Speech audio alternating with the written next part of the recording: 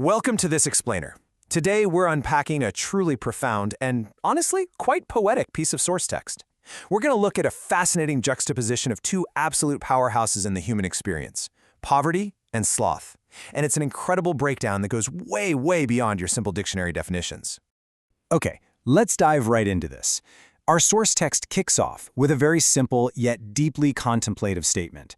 Poverty is a mystery. Right out of the gate, we're asked to look at poverty not just as, an economic condition, but as an entity, a complex, almost living force that totally defies easy explanation. Now, to really grasp this mystery, we first need to understand the author behind these words. This is Oluyomi Oladevid. She's a Nigerian writer and thinker who explicitly notes that she absolutely loves people. Her perspective is deeply human-centric, and as we go through her work, you're going to see how her empathy profoundly shapes her writing. What's really fascinating about her is that she isn't just writing abstract poetry for the sake of making art. She states clearly that she is concerned about global development and transformation. She uses these highly abstract metaphors as tools to dissect very grounded, real-world issues. For her, writing is a powerful way of generating solutions and providing clarity on some incredibly complex global challenges. To do this, she builds a relentless, rhythmic juxtaposition between poverty and sloth. Listen to this. She writes that poverty is human, valiant, a body, and a tyrant.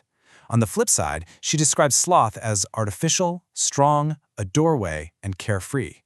She is really building momentum here, setting up this whole framework where poverty is aggressive and visceral, while sloth is strangely passive yet incredibly enduring. Section 1. Landlords and tenants. Now, what's really interesting about this exploration of power dynamics is how she sets up a brilliant economic metaphor. She calls poverty a landlord that feels entitled. Just think about that for a second.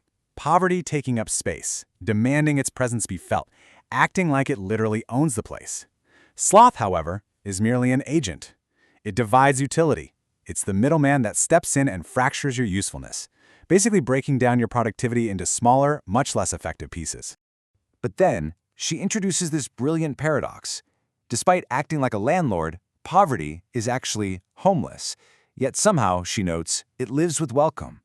It creeps into lives uninvited, but somehow finds a place to stay. Sloth, on the other hand, is a tenant that pays the dues. It secures its spot. Once you let sloth in, well, it pays its rent and absolutely refuses to leave. And then we get this incredibly striking line. Poverty is a thorn, it laces the rose. Just let that sit for a moment. She views poverty not just as an ugly blemish, but as something tragically and intimately entangled with the very beauty of life. It's such a profound way of acknowledging human suffering right alongside human resilience and grace. Section 2. Giants and dwarfs. Here, she transitions into the theme of visual scale. David writes that poverty is a giant that oppresses a troop. It's an overwhelming, massive force that can crush entire communities and generations. It is highly visible and completely devastating. But she calls sloth a dwarf. It threatens no fly. On the surface, sloth is incredibly non-threatening. It seems small, almost harmless.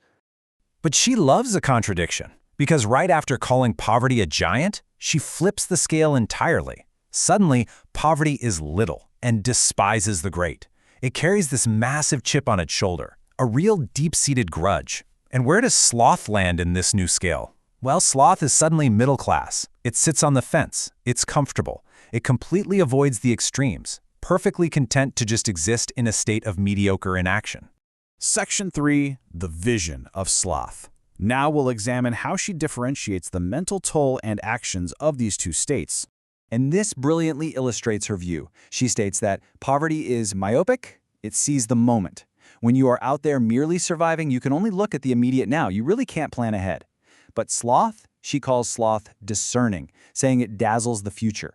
Sloth makes grand plans. It daydreams about tomorrow, dazzling you with what could be, while simultaneously keeping you from actually doing anything today. This translates perfectly into how they act in the real world. Poverty is described as a warrior that actively seizes territories. It expands aggressively if it's left unchecked. Sloth, ironically, is labeled as ambitious. But what does it actually do with that ambition? It embraces a corner. It claims a tiny, insignificant space and simply refuses to move. Then she drops this incredibly absurd, delicate imagery. Sloth is fragile. It kisses a toad. What a bizarre and just perfect way to describe it. She portrays Sloth as something so lacking in standards, so willing to settle for the unappealing and the stagnant, that she says it will literally kiss a toad just to avoid the effort of seeking out something better. Section 4. The author's perspective.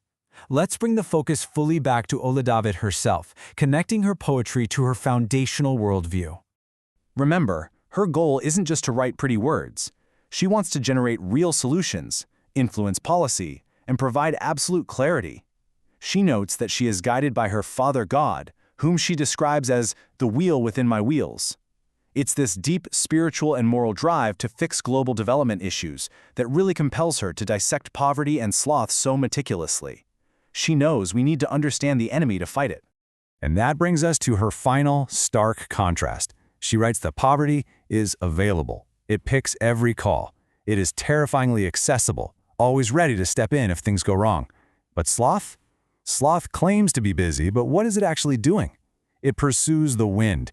It is a state of being constantly occupied by absolutely nothing, totally exhausted by a completely meaningless pursuit. So the absolutely crucial takeaway here is how this applies to us. We have to look at Ola David's brilliant breakdown and ask ourselves, which force are you interacting with in your daily pursuit of the wind? Are you battling the giant of poverty, or are you embracing the corner of sloth? It's a really profound thought to leave you with. Thank you so much for joining me for this explainer, and keep questioning the mysteries around you.